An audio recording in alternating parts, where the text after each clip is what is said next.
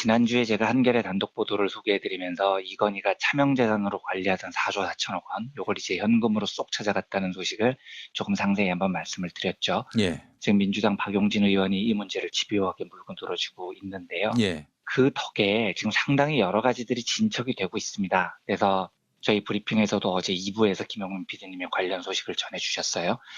이 문제를 우선 조금 상세히 살펴보겠습니다. 근데 제 지금 소회를 먼저 말씀드리면 예. 제가 이번 사건을 보면서 이건희와 삼성 일가들이 한국 사회를 얼마나 깔보고 있는지 시민사회 일원으로서 너무 자존심이 상합니다. 아. 얘들이 진짜 한국 사회를 썩은 홍어 생식기 정도로 지금 생각을 하고 있어요. 그러니까 우리가 얼마나 이자들에게 정당한 응징을 못했으면 이렇게 대대손손 사회 전체를 얕잡아 볼 수 있을까? 이건 진짜 조금 우리가 고민을 해봐야 됩니다. 예. 이 역사적인 사례들은 제가 조금 이따가 천천히 말씀을 다시 드리겠습니다. 예. 지난주에 방송을 했지만 기억을 되살리는 차원에서 잠깐 짧게 복기를 좀 하고 지나가죠. 2008년에 삼성 비자금 사건이 터졌고 조준웅 특별검사팀이 4조 4천억 원대 엄청난 비자금이 957개 계좌에 분산돼 있다는 사실을 밝혀냈죠. 예. 그리고 박용진 의원이 확인을 해본 결과 이건희 회장이 요 돈을 쏙 인출해갖고 지금 한 1000개에 가까운 계좌는 깡통이 돼 있더라는 겁니다. 자기 돈 자기가 찾았으면 누가 뭐라고 합니까? 그런데 말씀드렸듯이 이 돈은 세상을 2번이나 떠들썩하게 했던 돈이었고요. 일단 비자금이었고 형 이명희 회장하고 소송이 한번 붙었던, 그래서 온 국민이 다 아는 돈이었습니다. 그런데 요 돈을 쏙 지금 빼갔다는 거죠. 이건희는 비자금 사건 때 구속을 면하려고 이것도 말씀을 드렸지만 누락된 세금을 다 납부한 다음에 돈을 이제 회장이나 가족을 위해서는 쓰지는 않고 유익하는 일에 쓰겠다 이렇게 공언을 했던 돈이에요. 그런데 이 돈의 출처가 딱 2군데서 확인이 됐다고 말씀을 드렸잖아요. 하나는 성매매하는 논현동 빌라 전셋값, 하나는 한남동 이건희 집 인테리어 공사하는 데 쓰였다는 겁니다. 그러니까 이 유익한 일에 쓰겠다고 하고 돈 찾아서 성매매하는 데 썼다는 거죠. 그러니까 얼마나의 한국 시민사회를 졸로 봤으면 이런 일을 했냐는 겁니다. 여기에 대해서 지금 과세당국하고 금융당국이 이 비자금에 대해서 과세하겠다라는 입장을 밝혔는데 바람직합니다. 그런데 이것도 조금 오해의 소지가 있어요. 그러니까 최종구 금융위원장이 밝힌 건 이건희의 차명 계좌는 고율 과세 대상이다. 한승희 국세청장도 어제 국정감사에서 적법하게 처리하겠다. 이렇게 밝혔는데 예. 지금 나오는 보도가 금융실명제법에 따라서 차명자산에 발생하는 이자 및 배당소득의 세율 90%를 징수한다. 지금 이런 걸 보도를 하고 있는 겁니다. 예. 근데 이제 기사 제목에 세율이 90%? 이게 지방세 포함하면 99% 세율이 적용됩니다. 그러면 다 걷는 거네. 이제 다 뺏어오는 거네. 라고 조금 오해를 할 수 있는 대목이 있어요. 근데 그렇지가 않습니다. 지금 금융실명제법에 따라서 과세를 하는 건 이자하고 배당소득의 90% 세율을 적용한다는 이야기입니다. 조금 쉽게 이야기를 드리면 제가 예를 들어서 1억 원짜리 차명 계좌를 하나 갖고 있습니다. 근데 이 1억 원을 이제 예금을 넣거나 주식을 투자를 했어요. 그러면 이자를 받거나 주식 투자를 했으면 이제 배당을 받을 수 있겠죠. 이 배당이나 이자라는 건 잘해봐야 1년에 1에서 2%입니다. 그러니까 1억 원 차명 계좌를 운영하면서 배당하고 이자를 받았다면 한 100만 원에서 200만 원? 요 정도 이자나 배당을 받은 거예요. 그런데 지금 90% 세율을 적용하겠다는 건 1억 원의 원금에 대해서 90%를 적용하겠다는 게 아니고요. 그 돈으로 받은 이자하고 배당, 그 돈에 대해서만 90% 세율을 적용하겠다는 겁니다. 그러니까 차명계좌 1억 원은 못 건드리는 거예요. 그래서 이 차명계좌 1억 원으로 이자를 매년 한 150만 원씩 10년 받았다. 그러면 한 1,500만 원 되잖아요. 여기에 90% 세율을 적용해서 과세하겠다는 이야기입니다. 그러니까 원금은 못 건드린다는 얘기인 거죠. 원래는 금융실명제 위반하면 차명계좌의 50% 과징금을 물려야 되는데 요건 공소시효가 지났다는 거고요. 그래서 이제 차명계좌 원금은 못 건드리고 이자 배당금만 건드리겠다는 겁니다. 제가 금융당국과 과세당국의 의지는 굉장히 높게 평가합니다. 그런데 실제로 현실적으로 이번 과세로 비자금 계좌에서 쌓여있는 돈이 4조 4천억 원인데 세금으로 거둘 수 있는 돈이 얼마 안 될 거예요. 1,000억에서 3천억 정도를 보는 것 같다 하더라고요. 그러면 4조 4천억 원을 차명으로 관리했는데 법으로 더 얻을 수 있는 돈이 1,000억에서 3천원밖에 안 된다면 언론이 90% 세율 적용한데 이건희 세금으로 다 거칠 것 같아 라는 뉘앙스의 보도는 조금 오해의 소지가 있다는 겁니다. 사실은 이건희는 4조 원이 넘는 재산은 그대로 챙길 가능성이 지금 높은 상태인 겁니다. 음. 그때도 말씀드렸듯이 그 원금 4조 원이 넘는 돈이요. 그게 이건희의 돈이 아닙니다. 우선 이건희가 2008년 특검 때 스스로가 인정을 했어요. 그 돈은 상속받은 재산이라고요. 삼성이 그때 어떻게 밝혔냐면 실명으로 전환하고 싶었는데 상속세 문제가 있어서 실명을 전환 못했다. 이렇게 말을 한다고요. 즉 그게 상속을 받은 재산이라는 겁니다. 그러면 상속세를 내야 될 거 아닙니까? 50%를 떼야 돼요. 안 뗐습니다. 게다가 금융실명제 위반, 이거 50%를 과징금으로 떼야 됩니다. 그런데 이것도 지금 공소시효가 지나서 못 뗐어요. 그러니까 사실상 4조 원이 넘는 돈은 대부분이 사회로 귀속돼야 되는 돈인데, 그리고 심지어 삼성은 지입으로 이건희가 이야기를 했어요. 사회에 환원하겠다고. 그런데 사회에 환원하겠다는 약속은 쌩 깠죠. 과징금 50%, 상속세법 위반 50%는 공소시효가 지났죠. 그래서 그냥 4조 원 넘는 돈은 세금 한 2, 3천억 내고 이건희가 꿀꺽하게 됐다. 지금 이 스토리인 겁니다. 환장을 노르신 거죠. 예. 그런데 삼성이 이런 짓을 한 게 한두 번이 아닙니다. 역사적으로 이 집안은 뻔뻔스럽기가 진짜 끝이 없습니다. 사례를 두 가지만 제가 더 들어보겠습니다. 과거에 삼성이 1976년에 용인에 자연농원이라는 걸 지었습니다. 이게 지금 에버랜드죠. 이게 이제 어떻게 시작이 되냐면 1966년에 사카린 밀수 사건이라는 사건 때문에 이병철이 엄청나게 궁지에 몰려요. 예. 그래서 한국 비료를 국가에 헌납하겠다고 약속을 하고 경영 은퇴를 선언을 합니다. 그러면서 이때 뭐라고 그러냐면 잡혀가기 싫으니까 나 진짜 은퇴한다. 은퇴한 다음에 농원으로 돌아가서 자연과 함께 살고 싶다. 살려달라. 뭐 이런 식으로 이야기를 해요. 예. 근데 이제 보통 이렇게 말하면 귀농하겠다는 말이잖아요. 그런데 이병철은 농원으로 돌아가고 싶다. 자연으로 돌아가고 싶다. 그러더니 자연농원을 지어서 여기에 별장을 만듭니다. 굉장히 거대한 별장을요. 이게 지금 이 사람 개념에서는 농원을 지어서 자연으로 돌아가는 거죠. 그런데 이 자연농원이 당시만 해도 어마무시하게 넓은 땅이었는데 이 땅을 이병철이 어떻게 얻느냐. 골프를 치다가 투기 전문가의 권유를 받고 이 일대 땅을 다 사들인 거예요. 한마디로 땅 투기를 했다는 얘기입니다. 예. 그런데 이 땅을 누구한테 사들이냐면 당연히 용인의 토박이들, 농사 짓는 분들에게 사들였겠죠. 그런데 이 토박이 분들 중에는 김해 김씨의 란종파라는 파가 있대요. 근데 이 족보 쪽을 잘 몰라서 란종파 그러면 어떤 파인지 잘 모르겠는데 예. 하여튼 매란 국죽할 때 이 란종파 분들의 땅이 많았었나 봐요. 이걸 대거 사들인 겁니다.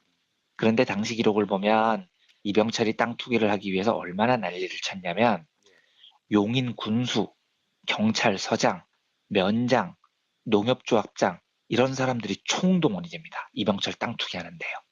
그리고 이 유지들이 용인군 지역개발위원회라는 단체를 주식해요.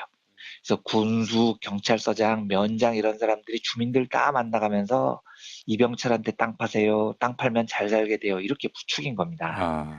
그러니까 이때 주민들이 증언이 이래요. 국가사업하는 줄 알고 땅 팔았다. 이렇게 증언을 해요. 서장이 와서 군수가 와서 땅 팔라고 그러니까 국가에서 무슨 사업하는 줄 알고 땅 팔았다는 거죠. 그런데 그걸 이제 이병철이 딱 덜어먹은 겁니다. 아. 이 땅이 어디로 갔느냐? 1990년 한겨레 신문 특종에 의해서 밝혀지는데요. 이병철은 1987년에 죽고요. 3년 뒤에 한겨레 신문이 등기부등본 떼보고 확인을 했더니 땅 주인이 전부 다 이건희한테 돌아간 겁니다. 어. 450만 평 중에 172만 평이 이건희 땅으로 돼 있어요. 또 신세계 그룹 물려받은 이건희 막내 여동생 이명희 신세계 회장 16,100평 가지고 있고요. 그 이명희 씨의 아들 신세계 정용진 부회장 63,600평, 뭐 이건희 매형 이종기 앞으로 16,000평 이런 식으로 이 이건희 일족들이 이 땅을 다 쓸어갑니다. 이 말은 무슨 말이냐면 이병철이 땅 투기한 다음에 자손들에게 물려줬다는 거죠. 자, 그러면 증여세를 냈느냐 봐야 됩니다. 그런데 이 기가 막힌 건요. 자연농원이 1976년에 개장을 하는데 1974년에 조세법이 개정이 돼요. 그래서 산님은 상속이나 증여를 해도 증여세를 면제한다. 이렇게 법이 개정이 된 겁니다. 이게 너무 우연의 일치잖아요. 74년에 산은 물려줘도 면제한다라는 조항이 딱 바뀌자마자 이병철이 용인 지역의 땅을 싹 쓸어갖고 1990년에 봤더니 이게 이건희 형제들에게 다 돌아갔다는 거죠. 그러니까 이 스토리를 요약하자면 계획된 땅 투기, 법 제도를 이용해서 상속세, 증여세 하나도 안 내고 이건희 일당들에게 땅을 물려줬다는 거예요. 자, 이제 이까지도 열이 받죠. 이까지도 열이 받는데 문제는 뭐냐면은요. 이건희가 2008년에 비자금 사건으로 지탄을 받고 일선에서 물러났습니다. 이게 얼마나 큰 사건이었습니까? 그런데 이선 물러난 상태에서 2010년에 이건희가 소송을 냅니다. 그 용인 땅 중에 일부가 김해 김씨의 그 조상들 모시는 종중들하고 분쟁이 있었는데 종중들이 이제 점유를 하고 있었어요. 그 땅 일부를. 근데 2010년에 이건희가 야, 내 땅에 왜 김해 김씨들이 들어와 있어? 왜 집적대? 나가 내 땅 돌려줘 하고 소송을 낸 거예요. 예. 이게 이건희가 소송을 내서 1심에서 패하고 2심 상고심에서 이겨서 결국 땅을 자기 소유로 찾는데 제가 그 땅 소유권 법적 분쟁을 말씀드리려는 게 아니고요. 사람이 염치가 있으면은요. 그 땅 군수 경찰 동원해서 지 애비가 용인 토박이들한테 등쳐먹고 사들인 땅입니다. 투기꾼도 그런 악랄한 투기가 없었다고요. 거기에 관공서랑 유착이 없었겠습니까? 서장하고 군수가 왜 거기 동원됐겠어요? 누가 봐도 짐작컨대 이병철한테 뒷돈을 받았으니까 동원됐을 거 아닙니까? 그러면 첫째, 그렇게 토박이들로부터 등쳐먹고 사들인 땅인데 둘째, 비자금 사건으로 온 국민의 지탄을 받고 이선 후퇴한 상태에서 야, 그 땅 내 땅이니까 내놔 이 소송을 했다는 거예요. 예. 이게 인간 정치로 가능하냐고요. 소송을 했으면 언론에 보도가 될 거 아닙니까? 그러면 언론에서 그 땅은 무슨 땅이냐 추적을 할 거잖아요. 그럼 국민들한테 알려지겠죠. 야, 그 옛날에 등쳐먹은 땅이다. 지금 비자금 사건 때문에 자숙해도 모자랄 시기에 그 땅 찾겠다고 소송을 내? 라는 여론을 두려워해야 될 거 아닙니까? 그런데 이건희는 두려워하지 않았던 거예요. 어떤 심리였겠습니까? 아, 무식한 국민들이 뭘 알겠어.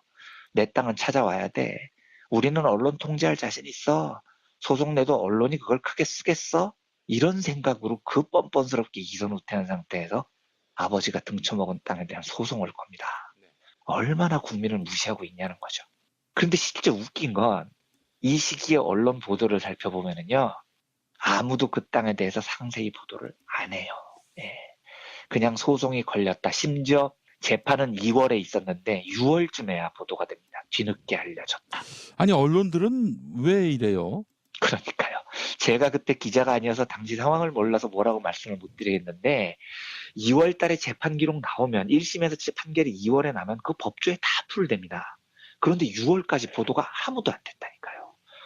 그러니까 이게 얼마나 황당한 일입니까? 그리고 보도가 돼도 그냥 삼성 이건희 일가가 뭐 용인의 땅 소송이 있어서 1심에서 패소했다 이러고 끝납니다. 보도가요. 그러니까 사람들이 그게 용인 땅인지 무슨 땅인지 다 모르고 그냥 지금까지 이러고 있는 겁니다. 예. 그만큼 삼성이 자신이 있으니까 이건희가 이선 퇴진한 상태에서 그 뻔뻔스러운 소송을 했던 거겠죠. 한 가지만 더 예를 들어보겠습니다. 그 1999년에 삼성 자동차가 망합니다. 삼성 자동차는 아시다시피 이건희가 취미생활로 뛰어들었다가 쫄딱 망한 회사인데 삼성 자동차가 망하면서 빚을 4조 원 넘게 집니다. 이 회사가요. 그러니까 99년 7월이면 삼성 자동차가 법정 관리에 들어가는데 국민 여론이 너무 안 좋았습니다. 외환위기에서 겨우겨우 극복할 시점에 삼성 자동차가 또 망해버리면 삼성 자동차 4조 원 빚 보증을 전부 삼성 계열사가 섰는데 진짜 또 나라가 또 한 번 위기에 빠질 것 같은 상황이 된 거죠. 그러니까 국민들이 야 이건희 취미생활 때문에 나라가 또 망해야 되겠냐 이러고 여론이 진짜 안 좋아졌었어요. 그래서 이건희가 이때 그러면 내가 책임질게. 4조 원 다 물지는 못하더라도 2조 8천억 원을 내가 사재를 내놓겠다 이렇게 발표를 합니다. 예. 그래서 언론이 와 이건희 통크다. 역시 건희찡 2조 8천억 원이나 사저를 내놓다니 하고 칭찬 일색의 보도가 막 나왔었습니다.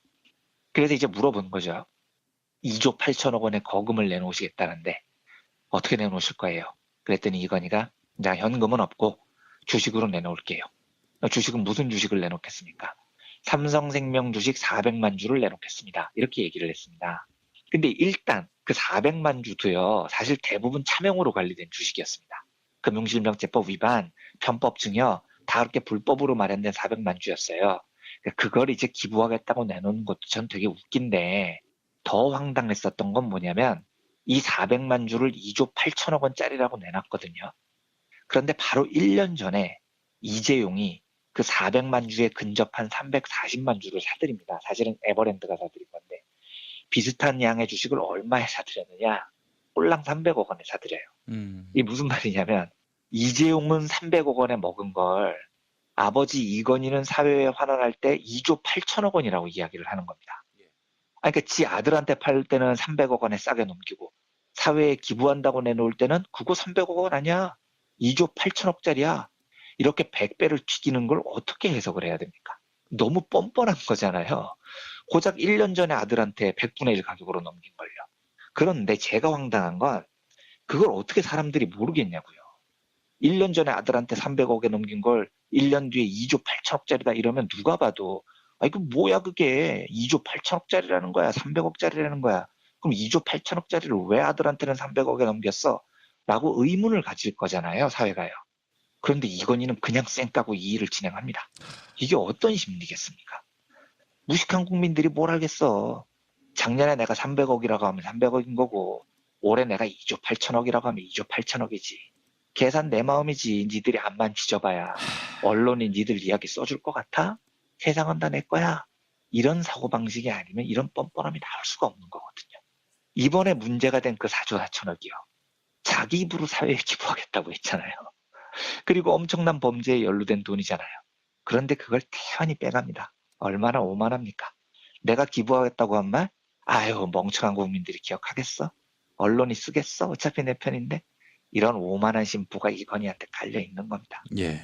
제가 단언컨대 이런 일이 벌어지는 이유는 한국 사회가 삼성을 제대로 응징하지 못했기 때문입니다.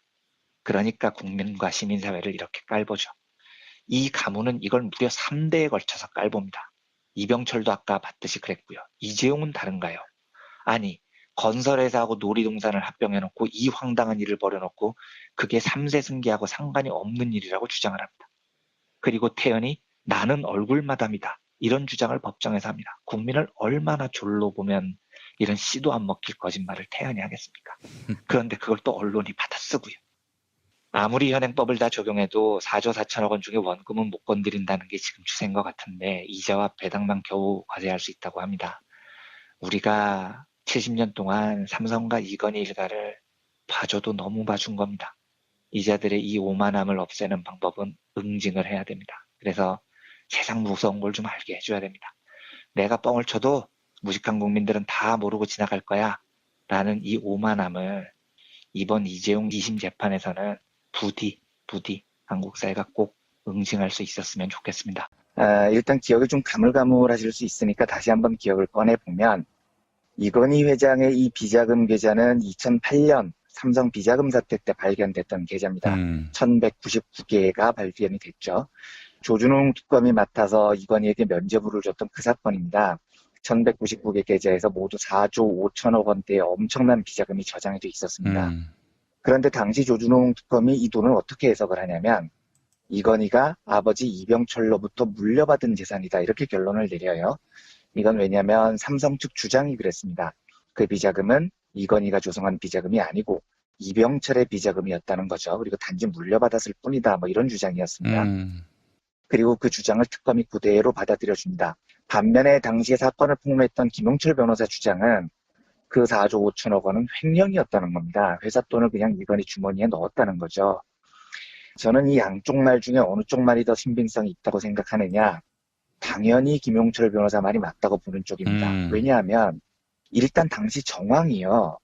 특검이 수사를 제대로 안 해서 그렇지 뭐 고가의 미술품 이야기도 나오고 오만 횡령 증거가 있었어요. 그런데 특검이 그걸 뭉갰을 뿐이거든요. 그리고 저 4조 5천억 원에 육박하는 돈을 삼성이 일관되게 이병철의 비자금이다 이렇게 주장을 했습니다. 그런데 상식적으로 그렇게 말하는 게 이건희한테 유리하지 않거든요. 왜냐하면 상속된 재산이라면 상속세를 내야 됩니다. 최소한 저 돈 중에 2조 원 이상은 국고로 귀속이 돼야 된다고요. 그런데도 삼성이 그걸 상속재산이라고 주장을 했다는 겁니다.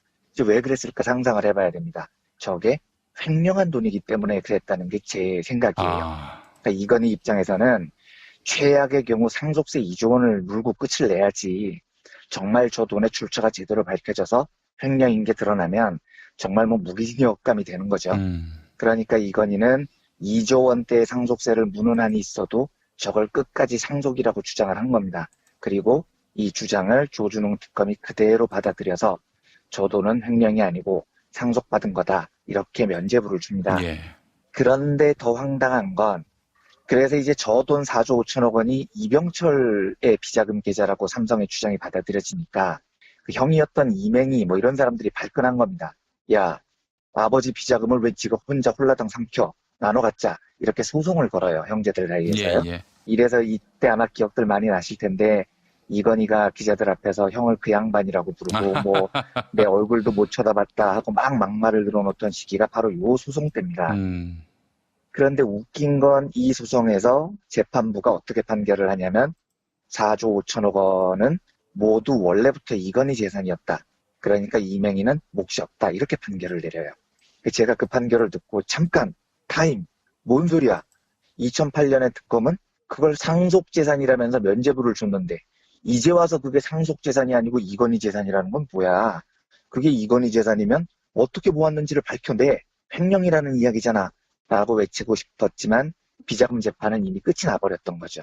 그러니까 이 과정은 한국의 사법부가 이건희 일가의 재산 지켜주느라고 재판과 특검 수사를 완전히 고무줄로 개판으로 한 겁니다. 똑같은 사건인데요. 한 바구니에 든 돈인데 이건희가 횡령 혐의를 받으면 상속재산이라고 특검이 보호를 해주고요. 상속재산이니까 나눠 갖자고 그러면은 법원이 상속재산이 아니라고 실드를 쳐줍니다. 이런 개그 콘서트가 벌어졌었던 거죠. 지금 국세청이 과세하겠다고 나선 비자금 계좌가 바로 요 계좌입니다. 그런데 이 돈이 또 한 번 사기극에 휘말려요. 2008년 비자금 사건 당시에 아까도 말씀드렸지만 이건희와 삼성은 일관되게 이게 이병철의 돈이다라고 주장을 했는데요. 상속재산이라는 거죠. 그러면 상식적으로 상속세를 내야 되는 겁니다. 당연히 상속세만 제대로 걷어도 2조 원 넘게 국고에 귀속시킬 수 있었습니다. 그런데 이때 상속세를 못 걷었어요. 한국 사회가요. 왜 안 걷었냐면 공소시효 문제도 있었지만 이건희가 이 돈을 전부 사회에 환원해버리겠다고 약속을 해버린 겁니다. 그러니까 이때 논란이 많았거든요. 저 돈을 공소시효를 어떻게 해석하느냐에 따라서 상속세를 받을 수 있느냐 없느냐 이런 논란을 한참 할 때인데 이건희가 갑자기 그러지 마세요. 제가 그냥 깔끔하게 환원할게요. 이러면서 상속세 문제가 완전히 덮여버린 겁니다. 그러니까 자발적으로 다 내겠다는데 굳이 상속세를 거둘 이유가 없어져 버린 거죠. 그런데 그렇게 약속을 하고 상속세 문제를 피해간 다음에 이건희가 상속세를 냈느냐? 안 냈습니다. 그리고 이 돈을 싹 다 빼갔습니다. 그냥 돈을 들고 튄 거예요. 그러니까 이건 한마디로 말하면 4조 5천억짜리 초대형 대국민 사기극인 거죠. 그런데 이 초대형 사기가 성공을 합니다. 그래서 한국 정부는 2조 원이 넘는 상속세도 못 걷고 이제는 공소시효가 정말 완전히 지나버렸습니다. 그리고 전액을 이 일가가 다 틀고 튀는 모습을 그냥 지켜만 보고 있었던 겁니다. 국세청이 지금은요, 이건희 찾아가 봐야 소용이 없습니다. 이미 들어 누워버렸지 않습니까? 물어볼 수도 없는 거예요. 아프다는데 어떻게 묻겠습니까? 그래서 지금 국세청이 할 수 있는 유일하게 남은 일이 차명 계좌에 대해서는요, 그 계좌에 받았던 이자, 배당, 요 소득에 대해서만 90%의 고율의 과세를 부과할 수 있습니다. 이걸 이번에 국세청이 한 겁니다. 그러니까 전체 4조 5천억 원이 아니고요. 4조 5천억 원에서 받았던 이자와 배당에 대한 과세만 한 겁니다. 그런데 이 이자와 배당이라는 게 얼마 안 돼요. 요즘 워낙 이자율도 낮고요.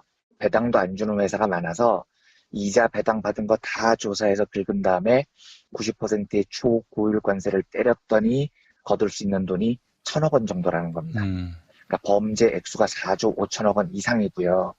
상속세만 제대로 걷었어도 2조 원을 받아내야 되는데 이건희의 초대형 사기가 성공을 하는 바람에 지금 한국 정부는 1,000억 원밖에 못 걷게 됐다는 거죠. 더 황당한 건 2008년 특검 당시에 알려진 비자금이 4조 5천억 원, 비자금 계좌가 1199개라고 말씀을 드렸는데 이후에 국세청이 조사를 해보니까 비자금 계좌 숫자가 더 불어납니다. 그래서 원래 1199개였던 게 지금은 1500개에 육박하고 있어요. 심지어 2008년 조준웅 특검 조사 이후에도 계속해서 삼성과 이건희는 비자금을 만들었습니다. 이게 한 260개 정도 됩니다. 그러면 이게 무슨 말이겠습니까? 얘들은요, 삼성 비자금 사건이라는 그 엄청난 일을 겪고도 계속 비자금을 챙겨왔다는 거예요. 왜 그랬을까요? 이건 제 추정입니다만 2008년 이후에 만든 비자금 계좌도 이병철 비자금 1, 2는 없잖아요. 이병철이 이미 죽은 지가 언젠데요. 이병철이 살아있지 않는 한요. 그러면 이 말은 이건희 아니면은 이재용 그 일가가 계속해서 비자금을 만들었다는 얘기고, 그 말은 다시 한 번 더 추정을 해보면 회사 돈을 지속적으로 횡령했을 가능성이 높다는 겁니다. 저는 정말 만약에 이런 꿈을 가끔 꾸는데 무소불위의 권력을 저한테 한 석 달만 준다면 이 석 달 동안 온 국가의 수사력을 다 동원해서 이재용의 비자금 계좌를 다 털어보고 싶어요. 2008년 비자금 사건으로 그 난리를 친 아버지 이건희가 이후에도 계속 비자금 계좌를 만들었는데 이재용은 안 만들었겠냐고요. 이게 제가 근거 없이 하는 추정이 아닙니다. 김용철 변호사의 삼성을 생각한다라는 책을 보면 이런 대목이 나옵니다. 읽어보겠습니다. 평범한 사람들의 생활을 잘 모른다는 것에 대해 이재용은 안타까워하거나 부끄러워하는 기색이 없었다. 자신에게는 보통 사람들과 다른 기준이 적용돼야 한다는 것을 당연하게 여겼다. 그날 이재용은 비자금이나 차명계좌는 모든 기업이 공공연하게 갖고 있는 것인데 왜 삼성에 대해서만 문제 삼는 것인지 모르겠다. 짜증스러워했다. 이런 대목이 나옵니다. 그러니까 이재용은 비자금 계좌를 당연하게 생각하는 사람이고 왜 자꾸 우리한테 시비를 거느냐면 짜증스러워했다는 사람이라는 겁니다. 그래서 저는 정말로 한번 털어보고 싶어요. 있는지 없는지요. 한 가지만 더 추가하겠습니다. 국세청과 금융감독원이 지속적으로 이건희 일가 비자금을 추적했는데요. 이건희 비자금 계좌가 1,500개 정도에 육박했는데 이걸 어디서 주로 만들었을까요? 가 질문입니다. 최근에 금융감독원이 여러 개 비자금 계좌 중에 27개만 집중적으로 조사를 했습니다. 그런데 이 27개 계좌는 신한은행도 있고요. 한국투자증권도 있고요. 미래에셋대우도 있고요. 삼성증권도 있습니다. 당연히 삼성증권에서 비자금 계좌를 만드는 게 제일 편했겠죠. 여러 증권사에 분사를 한다고 해도요. 그런데 이 금감원이 27개 계좌를 조사를 했더니 미래에셋, 한국투자, 신한금융 나머지 3곳에서는 비자금 차명으로 있었던 그 계좌의 기록이 아직도 남아 있습니다. 그런데 삼성증권에 있는 비자금 계좌를 찾아봤더니 기록이 완벽하게 싸그리 싹 지워졌습니다. 완벽하게 백지가 돼버렸다는 겁니다. 그래서 금감원이 삼성증권 비자금 계좌에서는 아무것도 못 찾았습니다. 이게 지금 딱 27개만 조사를 해서 그런 거거든요. 그런데 제가 아까 그 2008년 특검이 찾아낸 계좌가 1199개라고 말씀을 드렸죠. 예. 이때 1199개 계좌 중에 삼성증권이 깔아놓은 비자금 계좌가 무려 918개였습니다. 대부분 비자금 계좌가 삼성증권에 몰려 있었다고요. 그러면 이 918개 계좌를 지금 찾아본다면 어떻게 되겠습니까? 제가 장담합니다. 전부 다 정보가 싸그리 없어졌을 겁니다.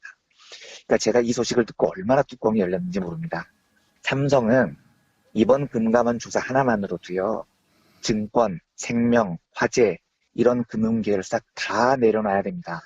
이런 자들은 금융을 절대 할 자격이 없는 사람들입니다. 증거인멸하는 인간들이 어떻게 금융 정보를 다룰 수 있겠어요? 그렇죠. 바로 그겁니다. 그런데 문제는 다른 제조업체들과 다르게요.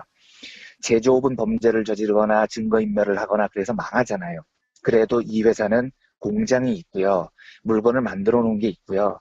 그래서 망하더라도 이걸 팔면서 정리를 할 수 있어요. 손실이 나면 책임을 이렇게 분산할 수 있습니다.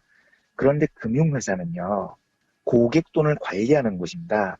삼성증권, 삼성생명. 지금 니들이 관리하는 돈은 니들 돈이 아니라고요. 고객들 돈이라고요. 삼성자동차가 망하면 공장 팔고 빚 갚고 하면 되지만 삼성증권, 삼성생명이 망하면 고객 돈이 물려서 망하는 겁니다. 그래서 금융은 정말로 정직해야 돼요. 망하면 이건희 이재용이 망하는 게 아니고 고객들하고 함께 망하기 때문입니다.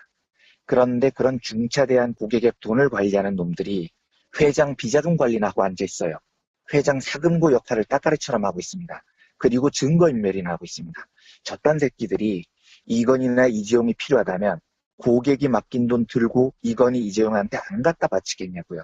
이런 새끼들은 금융을 하면 안 되는 겁니다. 예.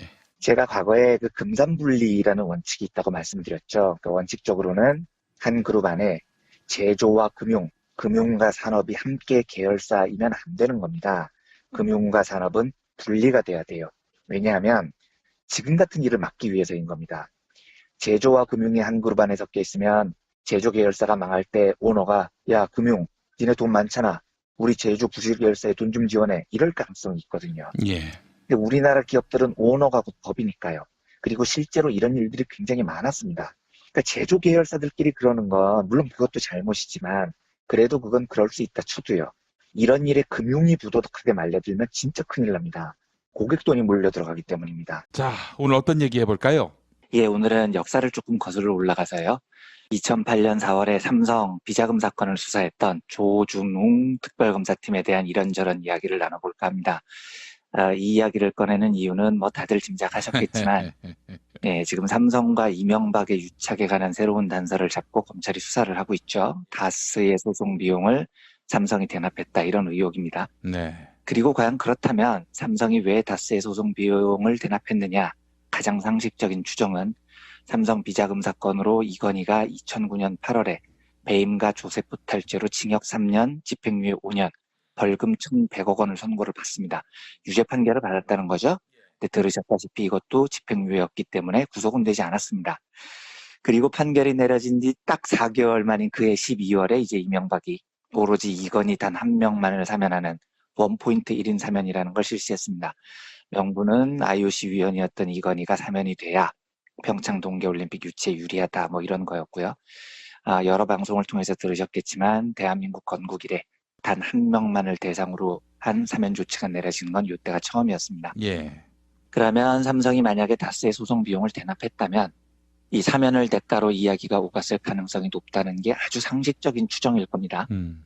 그래서 앞으로 이 브리핑 경제 속설 시간에 좀 여유가 될 때마다 2008년 이건희의 비자금 사건에 대한 이야기를 좀 많이 들려드릴까 합니다. 왜냐하면 최근에 이재용이 석방되면서 많은 분들이 충격을 받으셨죠. 저도 뭐 충격을 크게 받았습니다만 충격의 강도라는 게 사실은 최근의 기억이기 때문에 더 강도가 크게 느껴지는 경우도 있어요. 무슨 말이냐면 저한테 기억을 되살려서 경우를 물어보신다면 저는 한국 재벌들의 범죄 사실과 그걸 수사하던 검찰, 재판부가 내린 짜고 친 고스톱 같은 판결 중에 제일 충격이 컸던 건 이재용 석방보다도 2008년 조준웅 특검이 발표했던 이건희 불구속 기소가 더 충격적이었습니다. 이건희 불구속 기소. 기소는 했는데 구속은 아닌. 그렇습니다.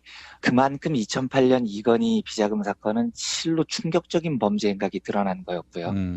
조준웅 특별검사가 내렸던 수사 결과 발표는 꼬리곰탕 특검에 버금갈 정도로 말도 안 되는 조사 결과였어요. 네. 그래서 2008년에 시작된 특검 수사와 2009년에 마무리된 재판, 그리고 이어진 원포인트 사면, 이건 국민 법감정, 상식 뭐 이런 걸 모두 다 뭉개버리고요. 나라가 진짜로 개판이 됐구나 하는 걸 절감하게 해준 사건이었습니다. 그런데 이 사건이 의외로 많은 사람들의 기억에 강하게 남아있지 않아요. 왜냐하면 이 특검이 진행됐던 시기가 이명박 정부 초창기였습니다. 2008년 4월에 조준웅이 발표를 하거든요. 예. 재판이 마무리된 것도 2009년, 사면도 2009년입니다. 그러니까 다 이명박 정권 초창기죠. 그러니까 요 시기에 한국의 정서가 좀 뭐랄까요. 이명박식 탐욕에 좀 경도됐던 시기여서 이 삼성 비자금 사건에 관한 기억이 우리 시민사회에 그렇게 깊게 박혀있지 않는 것 같습니다. 당시만 해도 제가 기자가 아니었을 텐데 사석에서 개거품을 몰고 막 이야기를 하면 예. 듣는 사람들 반응이 좀 뜨광했어요. 아 그래? 그렇구나. 뭐 이런 반응이었다고요. 그러니까 요즘처럼 이재용 집행유예에 대해서 함께 분개해주는 그런 분위기가 아니었습니다.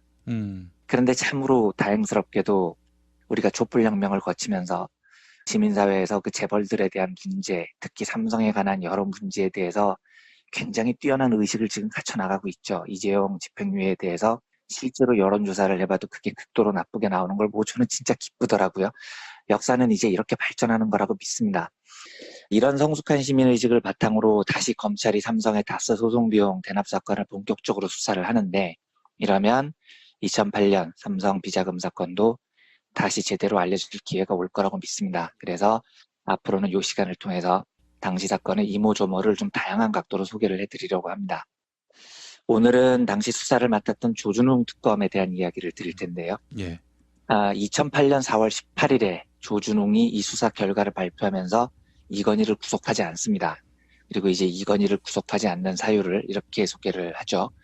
범죄 사실은 배임 행위로 인한 이익이나 포탈한 세액이 모두 천문학적인 거액으로서 법정형이 무거운 중죄에 해당하지만 장시간 내재되어 있던 불법 행위를 현 시점에서 엄격한 법의 잣대로 재단하여 형사상 범죄로 처단하는 것으로 그 조직 구성원의 개인적 탐욕에서 비롯된 전형적인 배임 조세 포탈 범죄와는 다른 측면이 있다.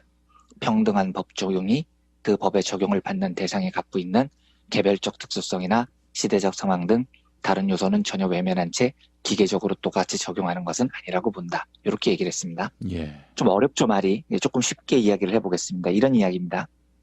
이건희의 범죄 사실은 무거운 중죄예요. 조준웅이 보기에도요. 예. 그런데 다 지난 일을 지금의 잣대로 판결할 수는 없다는 겁니다.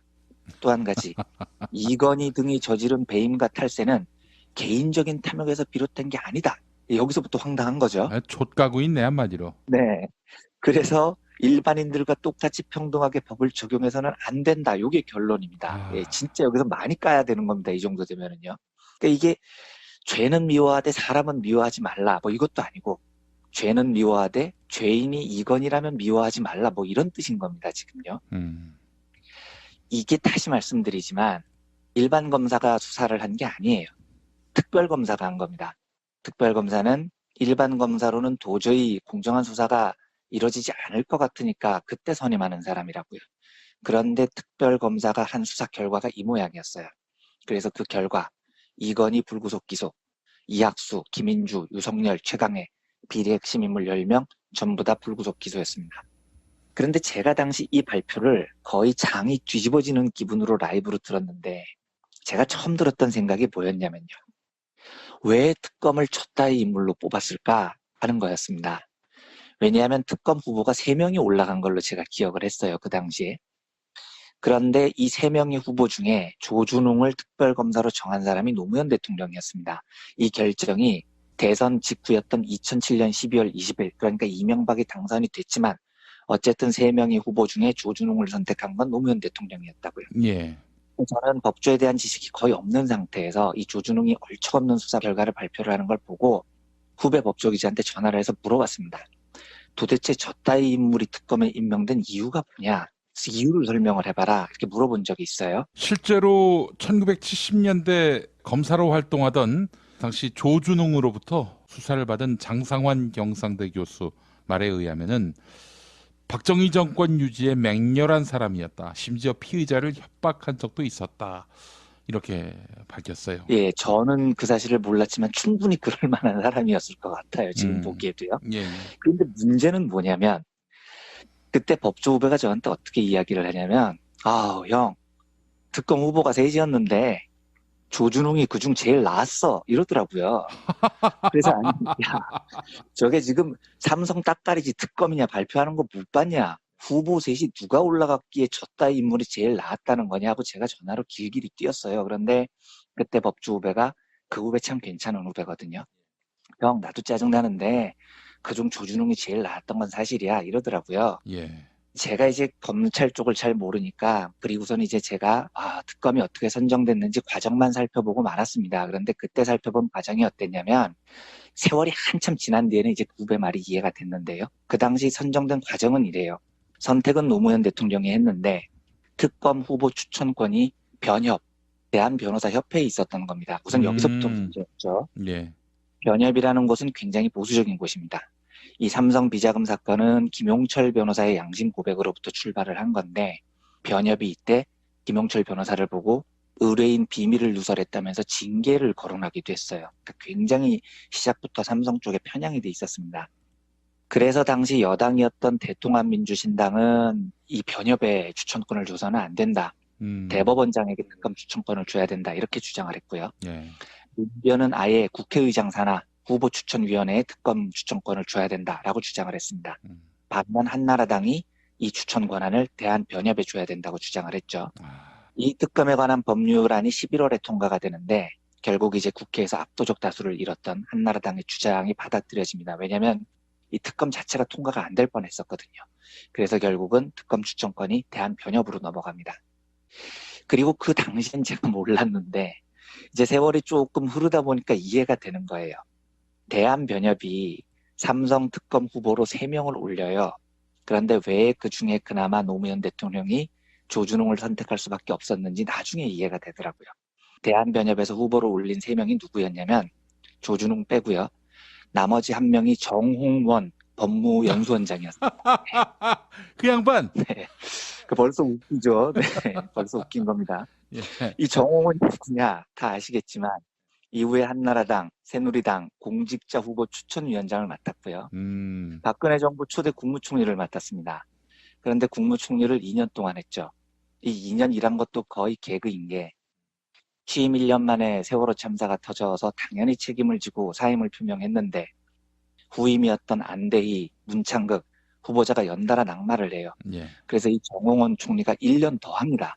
네, 그리고 2014년 2월에 온갖 난리를 치고 이완구가 극적으로 총리가 되는데 이 이완구가 낙마할 뻔했잖아요. 그렇죠. 이완구마저 낙마를 했으면 정홍원이 기록 세울 뻔했습니다. 민주화 이후에 최장 총리가 이명박 시절의 김황식인데 재임 기간이 2년 5개월이었거든요.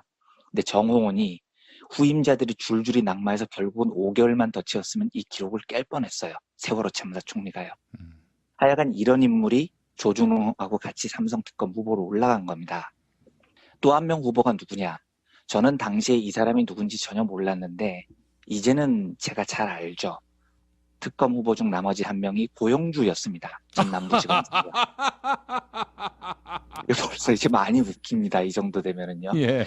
이제 고영주는 제가 설명을 안 해도 다 아시는 사람이죠. 문재인 대통령 보고 공산주의자다라고 볼빈 소리를 짓거리고 다닌 놈인데 그러면 당시 변협에서 올린 삼성 특검 후보가 3명이 누구냐면 고영주, 정홍원, 조준웅이었다는 거예요. 예. 이 셋 중에 누굴 뽑아야 삼성 특검을 잘하겠습니까? 아, 이게 된 똥이냐 묽은 똥이냐 그 차이네요. 그렇죠. 똥 3개를 올려놓은 겁니다. 변협이요. 이때 민변과 천주교 정의구현 사재단이 박재승 변호사를 추천했습니다. 지금 이제 희망제작소 이사장이시죠.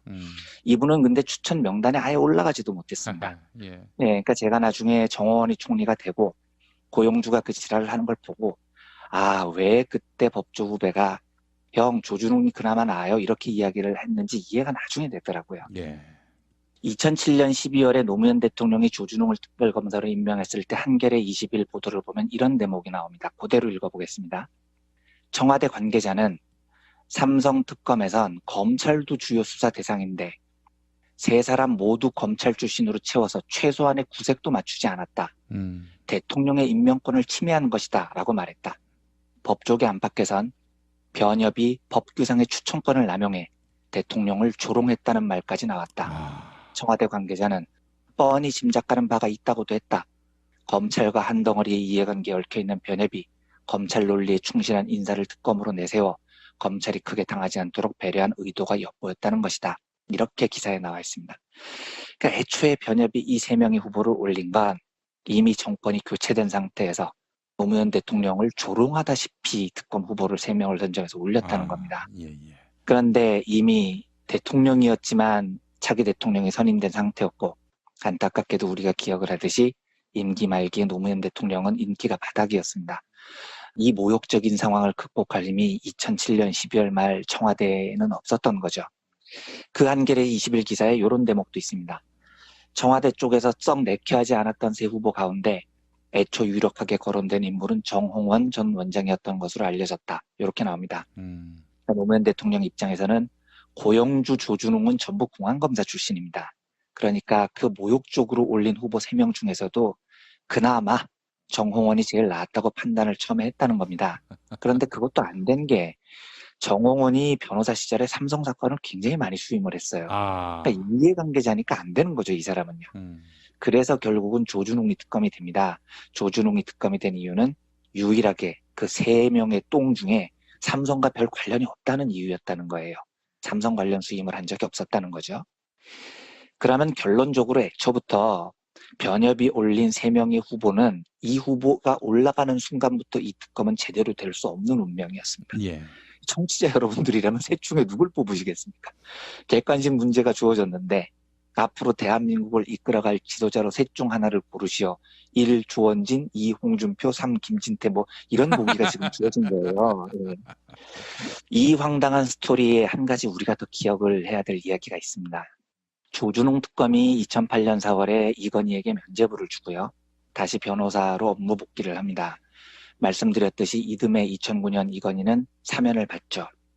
그리고 2010년에 무슨 일이 벌어지느냐.